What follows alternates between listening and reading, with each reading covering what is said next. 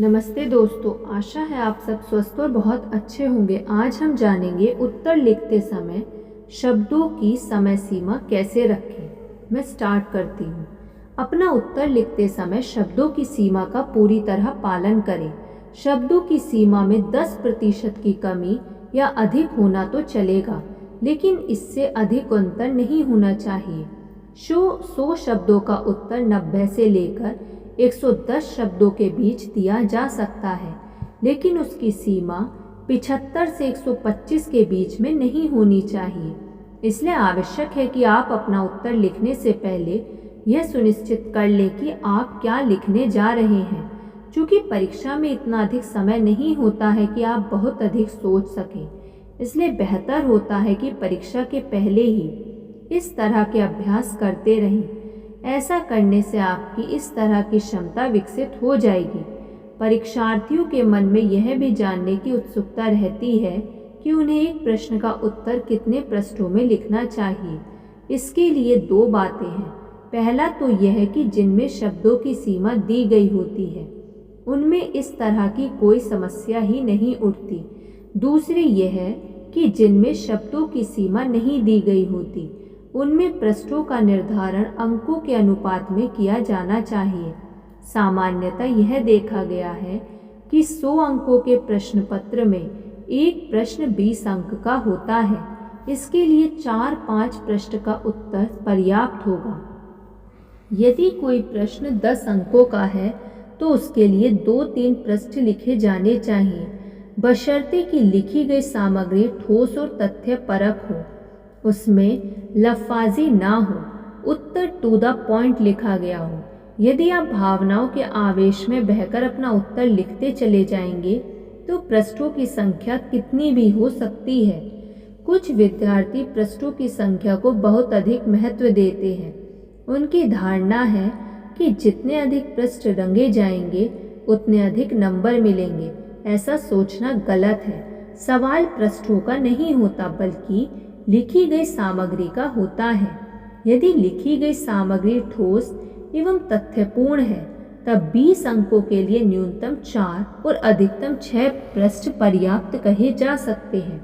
मेरा विश्वास है कि परीक्षा की तैयारी और उसके लेखन के बारे में अब तक जो भी बताया गया है, उससे आपको निश्चित रूप से कुछ न कुछ लाभ तो हुआ ही होगा।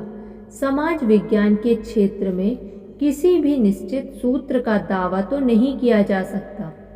फिर भी पिछले अनुभवों, वर्तमान की आवश्यकताओं तथा भविष्य की संभावनाओं के आधार पर कुछ ऐसे निष्कर्ष अवश्य निकाले जा सकते हैं जिनसे हम अपनी क्षमताओं का अधिकतम उपयोग करके उससे लाभान्वित हो सकें। मैं अपने सुझावों को इसी तरह का मानती हूँ। परीक्षा के संबंधित कुछ अन्य से छोटे छोटे किंतु महत्वपूर्ण बिंदु हैं जो इससे पहले नहीं बताए जा सके हैं। हालांकि है तो ये छोटे छोटे ही बिंदु, किंतु इनका महत्व किसी भी मायने में छोटा नहीं है।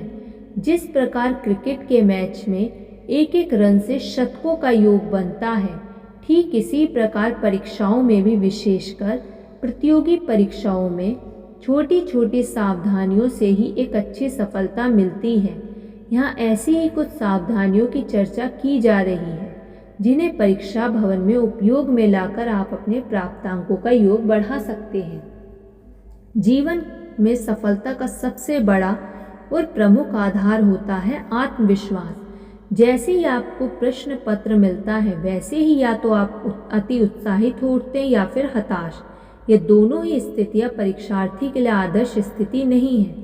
अति उत्साह जहाँ आपको तथ्यों से भटका देगा, वहीं हताशा तथ्यों को भुलवा देगी।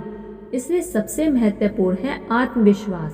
प्रश्न पत्र चाहे कठिन हो या अत्यंत सरल या फिर मध्यम श्रेणी का, आपके लिए ज़रूरी है कि आप अपने आत्मविश्वास को तनिक भी विचलित ना होने दें। यदि प्रश्न पत्र अच्छा है तब तो कोई संकट ही नहीं है, लेकिन यदि प्रश्न पत्र आपकी दृष्टि से कठिन आ गया है, तब भी आप यह मानकर चलिए कि इसी में से आप जितना भी बेहतर कर सकते हैं उतना बेहतर करना है।